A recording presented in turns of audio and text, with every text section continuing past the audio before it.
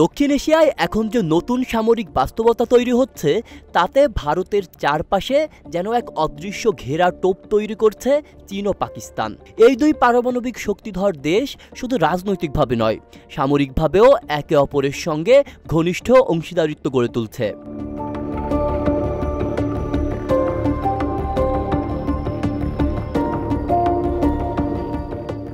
চীনের তৈরি ড্রোন, যুদ্ধবিমান ও ক্ষেপণাস্ত্র এখন পাকিস্তান সেনাবাহিনীর স্ট্যান্ডার্ড অস্ত্রভাণ্ডারে পরিণত হয়েছে। চীন শুধু অস্ত্র দিচ্ছে না, পাকিস্তানের নৌবাহিনী, ক্ষেপণাস্ত্র ইউনিট, এমনকি সামরিক প্রশিক্ষণ ব্যবস্থায়ও আধুনিক সুবিধা দিচ্ছে।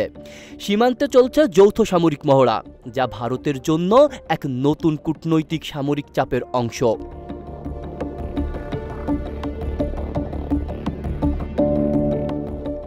এই জোটের ভিত্তি কিন্তু শুধু সামরিক নয়, এর পেছনে রয়েছে $60 বিলিয়ন চীন পাকিস্তান অর্থনৈতিক করিডোর বা সিপিইসি।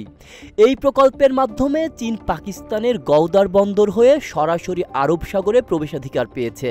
ভারতের দৃষ্টিতে এটি কেবল অর্থনৈতিক প্রকল্প নয়, বরং এটি একটি কৌশলগত পদক্ষেপ যা ভারত মহাসাগরে চীনের উপস্থিতিকে জোরালো করেছে।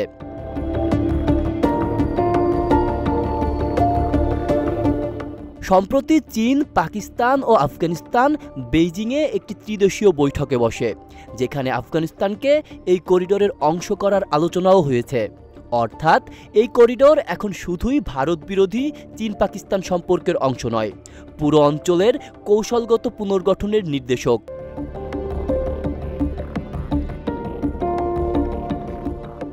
পাশাপাশি চীন পাকিস্তানের কূটনৈতিক উদ্যোগকেও জ্বালানি দিচ্ছে।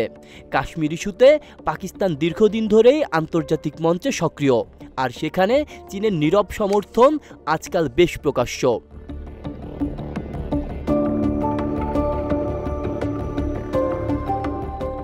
পেহেলগামে সাম্প্রতিক সন্ত্রাসী হামলায় ২৬ জন ভারতীয় পর্যটক নিহত হলে ভারত সরাসরি পাকিস্তানকে দোষারোপ করে। কূটনৈতিক উত্তেজনা চূড়ায় পৌঁছে যায়। এর মধ্যেই অপারেশন সিঁদুর চালিয়ে পাকিস্তানের ভূখণ্ডে ক্ষেপণাস্ত্র হামলা চালায় ভারত, যার জবাবে পাকিস্তান ও ভারতীয় ভূখণ্ডে ড্রোন ও মিসাইল হামলা চালায়। এই পাল্টাপাল্টি অভিযানে ভারতের ৫টি যুদ্ধবিমান ভূপতিত করার দাবি করে পাকিস্তান, যার মধ্যে ছিল ফ্রান্সের অত্যাধুনিক রাফাল যুদ্ধবিমান।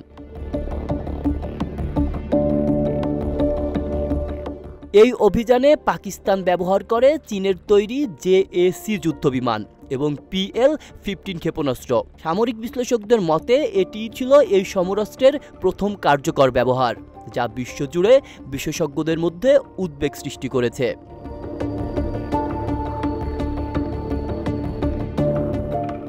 অন্যদিকে রাওয়ালপিন্ডিতে অনুষ্ঠিত চীন পাকিস্তানের টানা ৮ম যৌথ সামরিক মহড়ায় দুই দেশের সেনারা সন্ত্রাস বিরোধী অভিযান সহ নানা যুদ্ধকৌশল আয়ত্ত করে নেয়। ৩ সপ্তাহব্যাপী এই মহড়ায় অংশ নেয় আধুনিক যুদ্ধবিমান ও সেনা ইউনিট। এতে দুই দেশের সামরিক বোঝাপড়ার গভীরতাও স্পষ্ট হয়।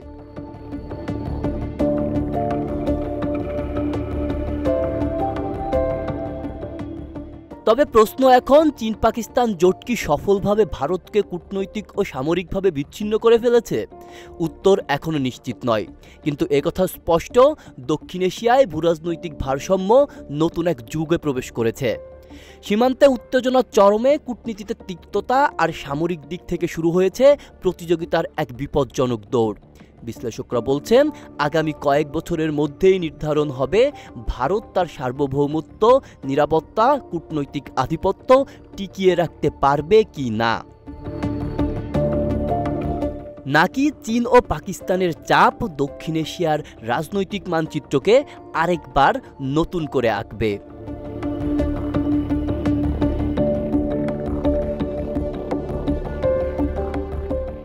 আব্দুল্লাহ রাফসান জনি, ঢাকা প্রকাশ।